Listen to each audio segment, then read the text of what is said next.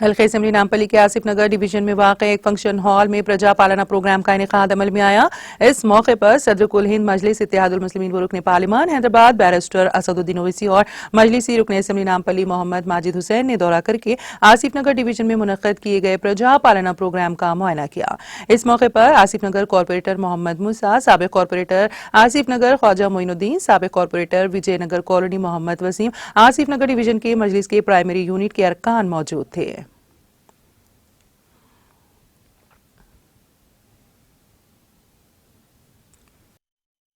آج یہ پرجا پالانے کے پروگرام کا جائزہ لینے میں میرے ساتھ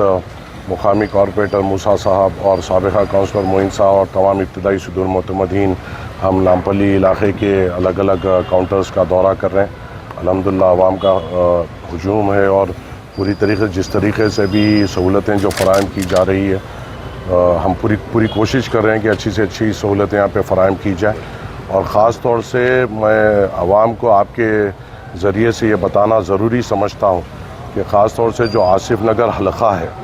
یہ آصف نگر حلقے میں جو دو فنکشن ہال میں یہ پرجا پالانا کا جو پروگرام کیا جا رہا ہے، ایک KH کے فنکشن ہال اور ایک سٹی فنکشن ہال، یہ دونوں فنکشن ہالوں کی سہولت مجلس اتحاد المسلمین نے دی ہے۔ ہم نے عہدیدار یہاں سے کافی دور پر یہ سینٹرز ڈال رہے تھے، اور یہاں پہ کوئی اچھا بڑا کمیٹی ہال نہ ہونے کی وجہ سے مجلس اتحاد المسلمین کی جانب سے یہ دو فنکشن ہالز کے اخراجات ہم اٹھا رہے ہیں، تاکہ عوام کو، خاص طور سے کشن نگر کی عوام کو، صابر نگر کی عوام کو، علی نگر، شہید نگر کی عوام کو زیادہ دور جانا نہ پڑے۔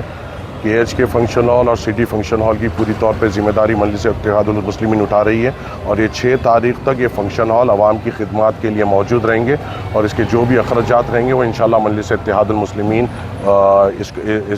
اسے اٹھائے گی، تاکہ عوام کو زیادہ سے زیادہ سہولت مل سکے اور زیادہ دور جانا نہ پڑے۔ میں آپ کے ذریعے سے یہ بھی گزارش کرتا ہوں کہ عوام سے کہ وہ کثیر تعداد میں نکلیں اور یہاں پر آ کے اپنے درخواست بھریں، تاکہ آگے جا کر ہم حکومتوں پہ دباؤ ڈال سکیں کہ ہم نے جو درخواستیں دی ہے اس کو پوری طور پر عوام کی سہولتوں کے لیے فراہم کی جائے۔ شکریہ، السلام علیکم۔